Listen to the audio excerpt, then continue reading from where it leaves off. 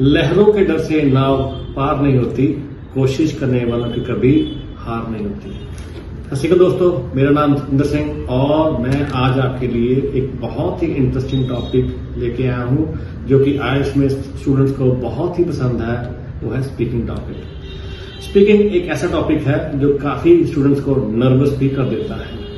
बच्चे बोलने से पहले बहुत उनकी दिल की धड़कन बढ़ा देता है, लेकिन स्पीकिंग ही ऐसा टॉपिक है जिसमें सबसे ज्यादा नंबर आसानी से बच्चों को मिल सकते हैं। आज मैं आपको हर एक चीज स्पीकिंग के बेसिक्स के बारे में और कैसे एक एक क्वेश्चन को आपने आंसर करना है इसके बारे में आपको डिटेल में इस वीडियो में बताऊंगा। ये वीडियो थोड़ी सी लंबी जरूर हो सकती है, लेकिन पर एंड तक जरूर देखना आप इसको। सबसे पहले आपको बताऊंगा कि स्पीकिंग का जो एक टेस्ट होता है ये 10 से 15 मिनट्स का टेस्ट होता है। इसमें एग्जामिनर के मूड पे डिपेंड करता है कि ये टेस्ट वो 10 मिनट तक लेके जाएगा या 15 मिनट तक लेके जाएगा। आपको प्रिपेयर होना पड़ेगा 15 मिनट्स तक बोलने के लिए। अगर आप जल्दी बच गए तो आपकी किस्मत, अगर नहीं तो 15 मिनट्स तक बोलना ही पड़ेगा, चाहे जो मर्जी हो जाए। इसमें आसानी से नंबर मिल सकते हैं अगर आप मेरा ये वीडियो आखिर तक देखेंगे और समझेंगे कि क्वेश्चन को कैसे आंसर करना है। अब हम अपना लेक्चर स्टार्ट करते हैं।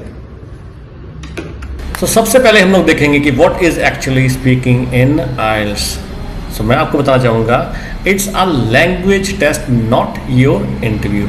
ये आपके इंग्लिश के लेवल देखना चाहते हैं, ये आपको देखना चाहते हैं कि आपका जो बोलने का लेवल है, इंग्लिश बोलने का लेवल है, वो कैसा है।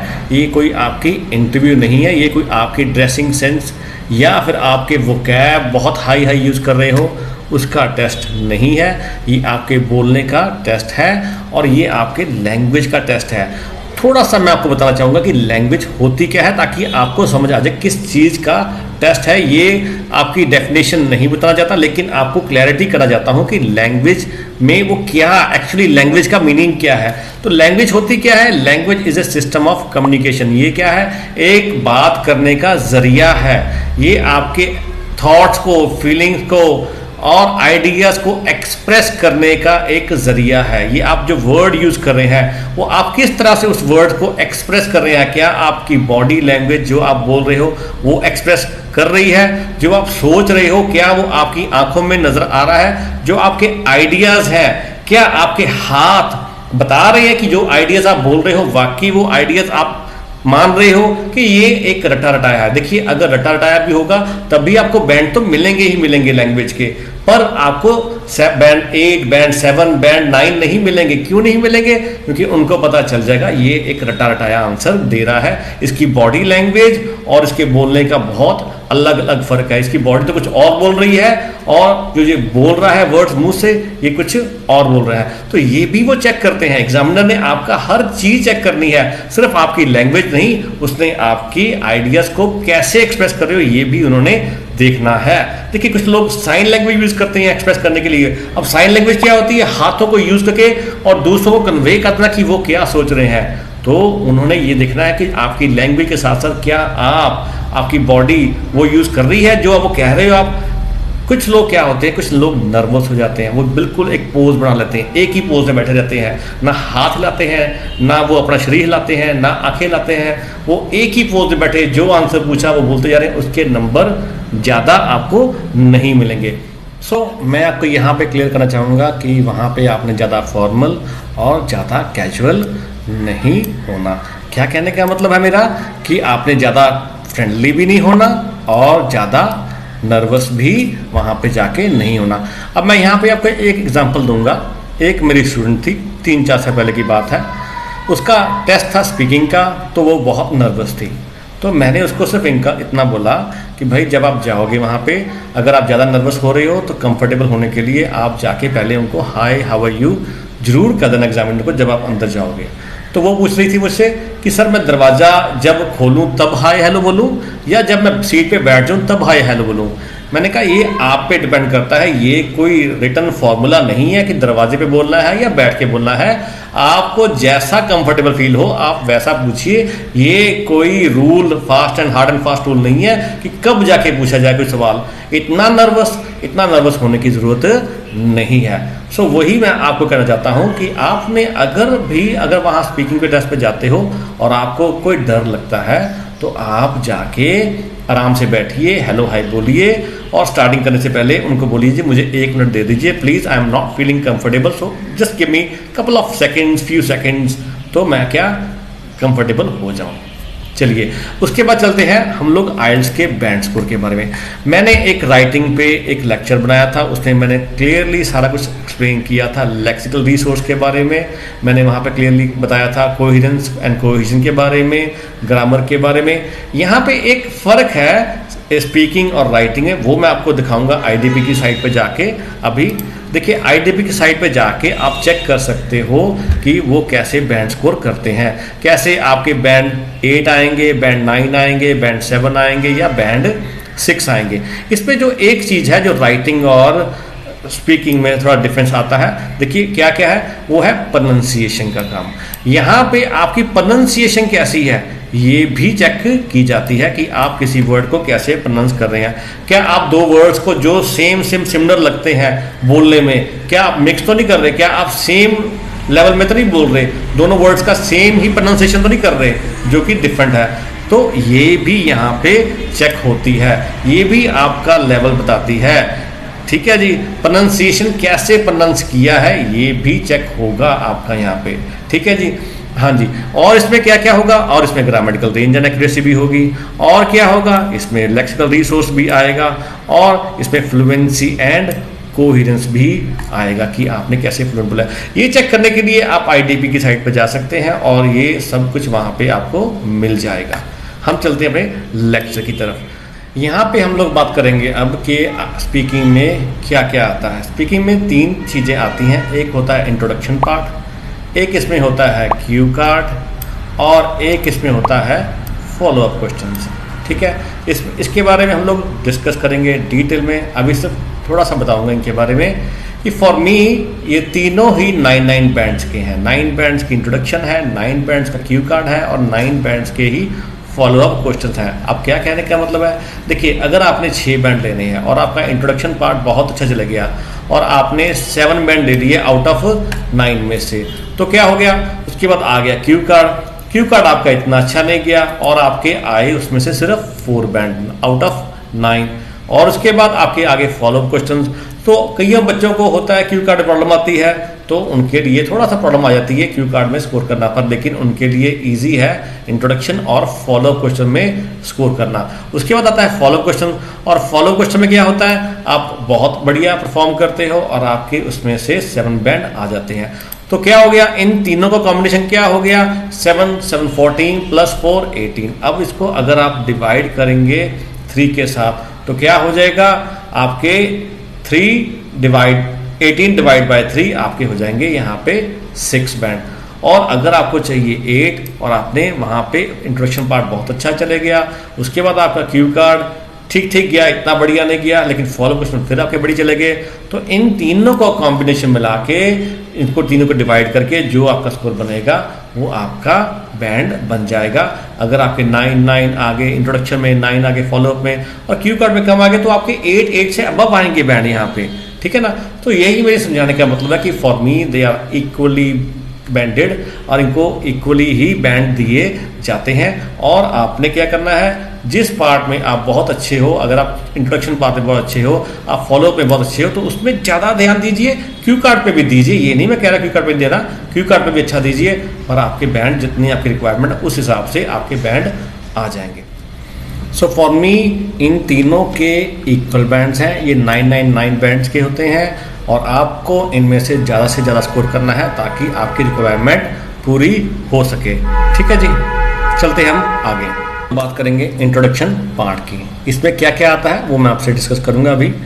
In this part you will be asked few personal questions like about yourself and a range of familiar topics, जैसे कि home, family, work, studies, interest और मे बी आर्ट, कुछ भी आपसे रिलेटेड इजी इजी जो क्वेश्चन होते हैं वो इसमें पूछे जाएंगे।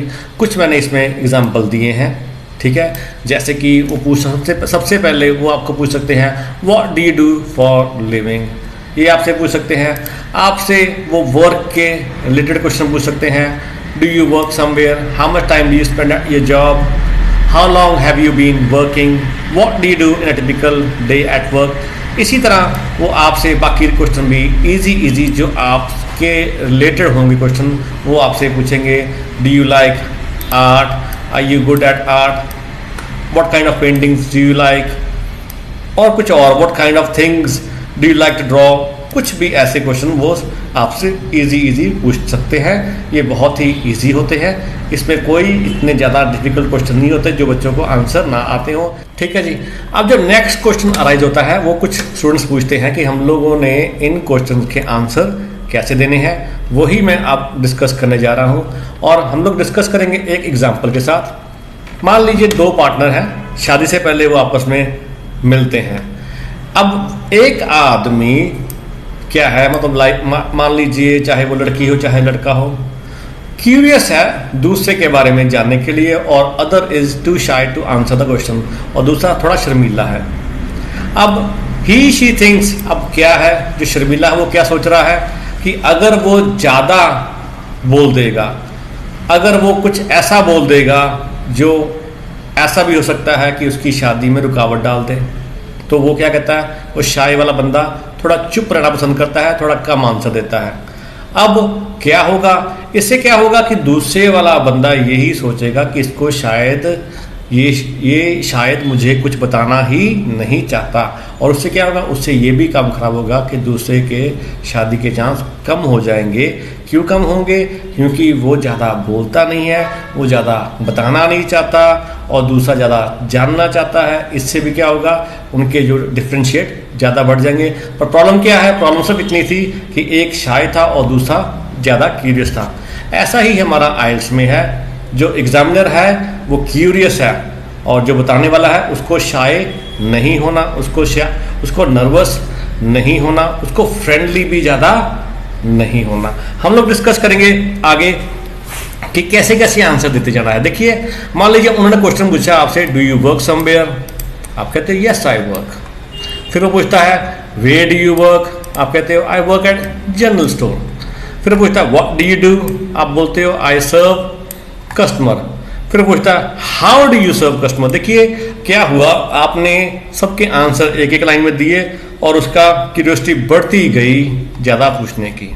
चलिए हम इसी को आगे और थोड़ा सा डिटेल में बात करते हैं। मान लीजिए कि कोई ऐसा स्टूडेंट हो जो एक एक वर्ड लगा के क्वेश्चन का आंसर दे रहा हो।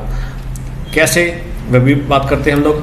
मान लीजिए उन्होंने क्वेश्चन पूछा डू यू वर्क समवेयर, बच्चा बोलता है यस आई वर्क, और आगे बताता ही नहीं कहाँ काम कर रहा है। तो ऑब्वियसली है कि वो आगे पूछेंगे वेयर डू यू वर्क, तो बताएगा आई वर्क एट जनरल स्टोर, और ये भी नहीं बता रहा कि वहाँ पे क्या करता है। तो उसने अगला पूछा व्हाट डू यू डू, तो वो बोला आई सर्व कस्टमर्स। इससे क्या होगा, आप क्या कर रहे हो, कुछ भी नहीं कर रहे, आप क्वेश्चन को रिपीट कर रहे हो और सिर्फ उसमें यस नो या फिर एट जनरल स्टोर, जहाँ उन्होंने पूछा वेयर डू यू वर्क, बोला यू की जगह आई लगा के बोला आई work at general store. What do you do, तो उसने बस बोल दिया यू की जगह आई लगा के बोल दिया आई सर्व कस्टमर्स। इससे आपको ज़्यादा बेंड तो मिलेंगे नहीं, उनको पता है कि इसको क्वेश्चन तो समझ आ गया, इसने आंसर भी एक सेंटेंस में दे दिया और एक वर्ड लगा के दे दिया।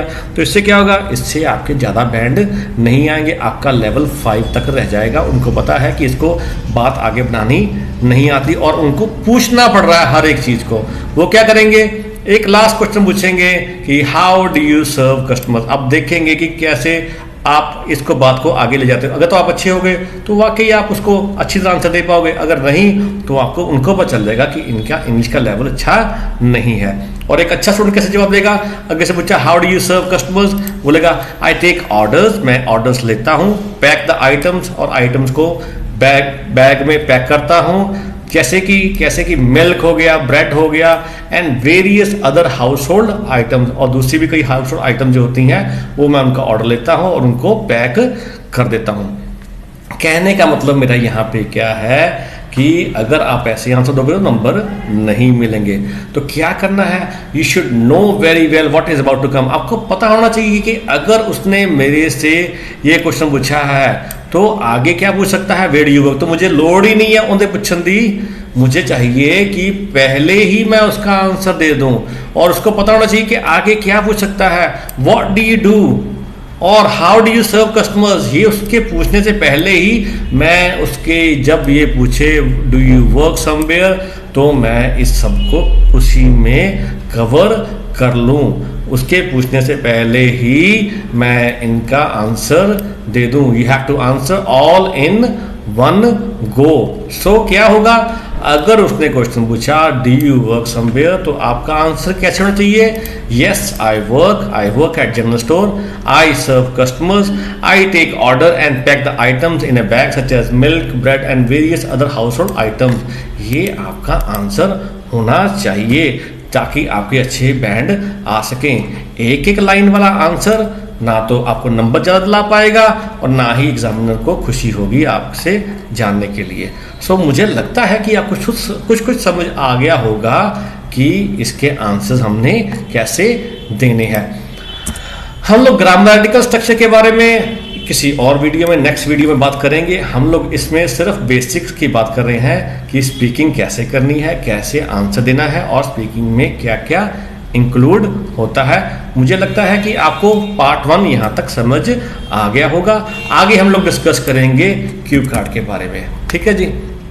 अब हम डिस्कस करेंगे क्यू कार्ड एक्चुअली में होता क्या है। Q card is a set of question. मतलब इसमें क्या होता है कि इसमें 3-4 क्वेश्चन इकट्ठे ही पूछे जाते हैं और हमें सबका आंसर देना है ऑल इन वन गो। पहले क्या था, एक क्वेश्चन का आंसर था, उसको लंबा खींचना था, उसको लंबा खींचते जाना था। अब यहाँ पे क्या है, यहाँ पे वो चाहता है कि आप एक स्टोरी सुनाइए, और स्टोरी कितने मिनट्स की होती है, स्टोरी होती है 2 मिनट्स की। तो वो चाहता है कि आप 2 मिनट तक इस टॉपिक पे बोले। ज़रूरी नहीं है कि वो आपसे 2 मिनट तक ही सुनेगा, उसका मन करेगा तो 1 मिनट तक सुन लेगा, 1.5 मिनट तक सुन लेगा, और होगा तो पूरा 2 मिनट भी वो आपसे ये पूरी कहानी सुन सकता है। अब कहानी क्या है, कहानी बनाने के लिए उन्होंने आपको यहाँ पे क्वेश्चंस पहले ही दे दिए। उन्होंने बोला कि आप जो कहानी है उसमें ये क्वेश्चंस आप कवर करते जाइए। थोड़ा सा आप अलग से अपनी तरफ से भी एक आधा क्वेश्चन ऐड कर सकते हैं, पर वो भी टॉपिक के ऊपर होना चाहिए। ये नहीं कि कोई आउट ऑफ टॉपिक ऐसा ऐड कर दिया जो आप, क्यों ऐड करना है, अपनी स्टोरी बढ़ाने के लिए। ये नहीं है कि ऐड करना है ताकि मैं कुछ और बोल सकूं, चलो नहीं समझ आया तो कुछ ऐड कर दूं, ऐसे नहीं। तो अपने क्वेश्चन मन में बनाना कि मैं इस क्वेश्चन को भी इसमें ऐड कर सकता हूं ताकि मेरी स्टोरी और इंटरेस्टिंग और बढ़िया बन जाए। अब यहाँ पे क्या है, यहाँ पे उन्होंने, मान लीजिए ये क्यू कार्ड मेरे सामने है, वहाँ पे है describe A job that you think is interesting. यहाँ पे उन्होंने कहा कि यहाँ पे एक जॉब बताइए जो आपको लगता है इंटरेस्टिंग। तो हमारा क्या कीवर्ड है, यहाँ पे इंटरेस्टिंग है और एक कीवर्ड है हमारा जॉब। और उसने आगे क्या बोला, उसने बोला आप ये बताइए क्या, what you should say, what is it, कौन सी जॉब है, कौन सी जॉब है जो इंटरेस्टिंग है, what do you think, why do you think it is interesting, how do you know it, what necessary skills does it need. मतलब इसमें interesting बनाने के लिए कौन कौन सी स्किल्स इसमें जरूरी है। अब कैसे आंसर देना है, देखिए आपने अपने जो क्यू कार्ड को डिवाइड कर लेना है ऐसे, और आपने आंसर देना है इसको कि कैसे।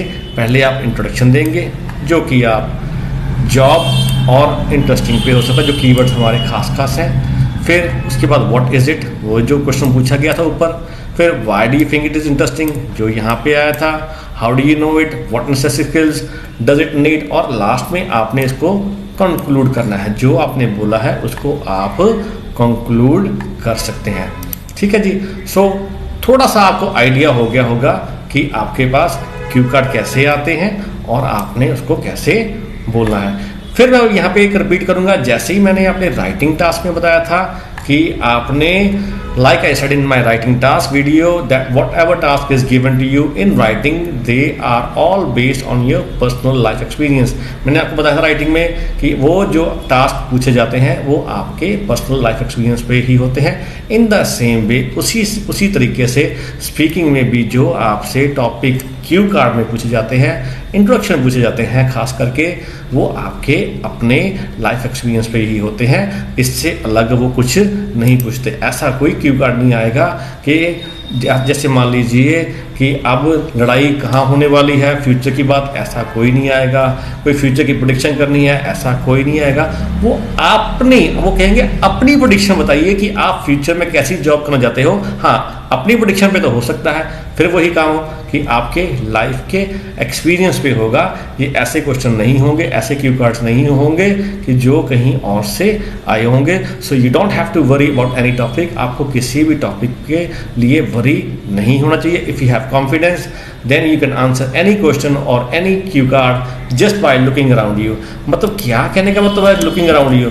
मतलब कि आसपास देख के भी मेरे आसपास क्या हो रहा है, क्या ऐसी चीज़ है जो क्वेश्चन पूछी गई है और मैं इसका आंसर अपने आसपास जो मेरे पास है, मेरे मदर फादर, मेरे दोस्त या मेरा समाज, सोसाइटी, इनकी तरफ देख के भी आप आंसर दे सकते हो। लाइक यहाँ पे जो क्वेश्चन पूछा गया है, आपसे क्यू कार्ड पूछा गया है, a job you think is interesting. अब कौन सी जॉब? अगर तो आप जॉब करते हो तो अपनी जॉब के बारे में बता दोगे, नहीं तो आप क्या करोगे? अपने मॉम एंड डैड, आप देख सकते हैं मेरी मॉम एंड डैड काम करते हैं या मेरे डैड काम करते हैं, जो उनकी जॉब है उसके बारे में आपको बहुत कुछ पता होता है। तो क्या करना है? उसी जॉब को आपने इंटरेस्टिंग बना देना है, क्योंकि आपको वो जॉब के बारे में ज़्यादा पता होता है। अगर आपकी मम्मी जॉब कर रहे हैं, वो कोई ऐसी जॉब करे जो इजी है, जो आपको समझ आती है, तो आपने वो जॉब डिस्क्राइब कर देनी है कि हाँ भाई ये जॉब है जो मुझे इंटरेस्टिंग लगती है और मैं भी यही जॉब करना चाहता हूँ। तो क्या होगा? इससे आपको बताने में इजी हो जाएगा। और आपने क्या करना है? आपने एक एक क्वेश्चन पकड़ना है और उसको खींचते जाना है जितना आप खींच सकते हो आगे जाने से पहले, अगले क्वेश्चन पे जाने से पहले, और आप उसको क्यू कार्ड में कवर करके आप 1-2 मिनट बोल सकते हो। सो होपफुली मुझे लगता है कि आपको समझ आ गया होगा क्यू कार्ड की होता है। पर एक स्पेशल टिप है। अब स्पेशल टिप क्या है? स्पेशल टिप मेरा उन बच्चों के लिए है जिनको क्यू कार्ड और स्टोरी बनाने में बड़ी ही प्रॉब्लम आती है। मैं अपने स्टूडेंट्स को क्या बोलता हूँ, अगर आपको कोई प्रॉब्लम आती है क्यू कार्ड बनाने के लिए तो आप क्या कीजिए, आप वो सारा क्यू कार्ड अपनी नेटिव लैंग्वेज, क्या जैसे कि हमारी नेटिव लैंग्वेज पंजाबी है, हिंदी है, तो आप पूरा क्यू कार्ड एक पंजाबी में बनाइए। देखिए क्या आप लंबी स्टोरी बना पाते हो, क्या आप इन 4 क्वेश्चंस को लंबा खींच सकते हो, 2 मिनट तक आप पंजाबी में बोल सकते हो। अगर आप पंजाबी में ही नहीं बोल पा रहे, समझते मेरी बात, अगर आप पंजाबी में ही नहीं बोल पा रहे तो आप कैसे वो सेम चीज़ ऐसी लैंग्वेज बोल दोगे जिस पे आपका ज़्यादा होल्ड नहीं है, जिस पे आप क्या कहते हैं कि आपको समझ ज़्यादा नहीं है लैंग्वेज के बारे में, उस लैंग्वेज में आप कैसे लंबी स्टोरी बना दोगे जबकि आप तो अपनी लैंग्वेज में नहीं बना पा रहे। तो मैं क्या कहता हूँ, मैं स्टूडेंट्स को बोलता हूँ कि भाई आप क्या करो, घर जाओ, इस क्यू कार्ड को लो और इस पर अपनी एक नेटिव लैंग्वेज, चाहे वो हिंदी हो, चाहे पंजाबी हो, चाहे और भी कोई स्टूडेंट जो डिफरेंट लैंग्वेज जिनके पास है, वो अपने घर बैठे उस पर अपना क्यू कार्ड बनाएं। और अगर देखें कि वो 2 मिनट तक ऐसा क्यू कार्ड बना पाते हैं, हाँ बना पाते हैं, तो फिर उसको ट्रांसलेट कीजिए और ट्रांसलेट करके आप इंग्लिश बोलिए। पर जिनका लैंग्वेज पे होल्ड बहुत अच्छा है उनको कोई ज़रूरत नहीं है, उनको तो कभी भी नहीं कहता कि आप इसको ट्रांसलेट कीजिए और स्टोरी बनाइए, उनको तो बस क्वेश्चन के आंसर देते जाना है। अब क्या है, मैं ये ऐसे क्यों बोलता हूँ, क्योंकि लॉन्ग स्टोरी बनाने में बहुत बच्चों को प्रॉब्लम आती है, वो 2 मिनट तक नहीं बोल पाते। और सेम अगर वो अपनी लैंग्वेज में ही नहीं बोल पा रहे तो कैसे ऐसी लैंग्वेज बोलेंगे जो वो फ्लुएंटली नहीं बोलते, specially in a language which you can't speak fluently, in which you can't think of words properly and also in which you hesitate to speak। पहली बात तो वर्ड्स नहीं आ रहे, और दूसरी बात क्या आ रही है कि आप हेजिटेट भी हो, आपको बोलने में प्रॉब्लम आ रही है, तो उस लैंग्वेज कैसे बोल लोगे? तो घर बैठे प्रिपेयर कीजिए क्यू कार्ड्स को, अपनी लैंग्वेज बनाइए, देखिए मैं स्टोरी बना पा रहा हूँ कि नहीं पा रहा, और ये प्रैक्टिस करिए। और फिर आपको देखना है कि मैं इसको ट्रांसलेट करूँगा, और फिर यही आपका काम है जिनको प्रॉब्लम है इंग्लिश में आने के लिए, इंग्लिश में बोलने की प्रॉब्लम आती है। बाकियों को कभी नहीं कहता, क्योंकि उनके पास तो लैंग्वेज का फ्लुएंसी है ही है, उनके पास तो वर्ड्स भी हैं और वो हेजिटेट भी नहीं करते। ठीक है जी, ये मैं बच्चों को कहता हूँ कि ये आपका होमवर्क है, not your class work. Class पे ये काम नहीं करना, लेकिन जब आप घर पे होते हो, फ्री होते हो, तब आप ये काम कीजिए ताकि आपका लैंग्वेज पे होल्ड हो जाए।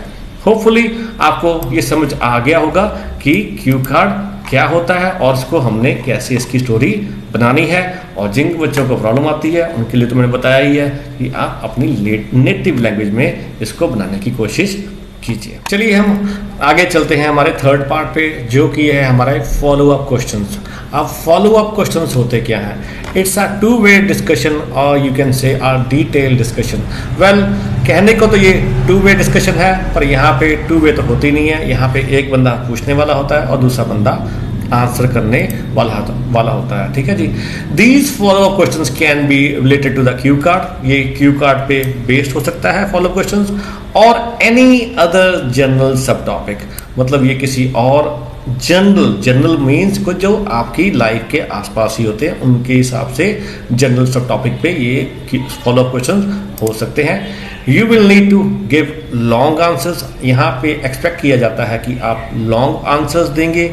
Often can be up to 1 minute if appropriate, और 1 मिनट तक भी अगर आप चाहो तो खींच सकते हो। वैसे तो खींचना नहीं, मैं वैसे कह रहा हूँ कि आप चाहो तो लंबा भी खींच सकते हो।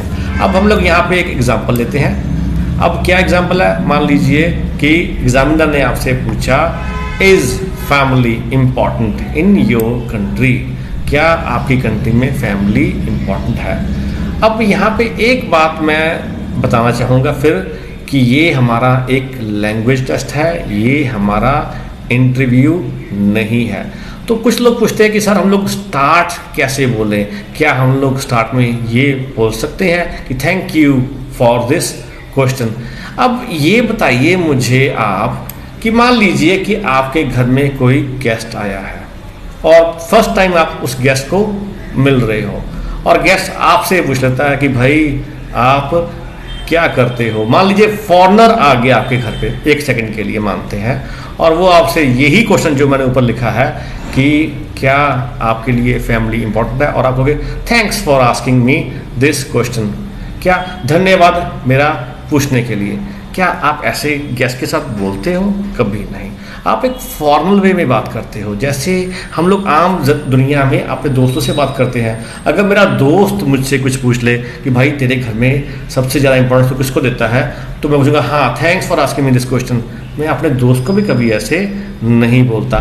तो वाई टू बी, मुझे फॉर्मल होने की ज़रूरत क्यों है? हाँ, कहीं कहीं पे मुझे कुछ वर्ड्स ट्रिकी से यूज़ करने हैं, वो भी मैं आपसे बात करूँगा अभी।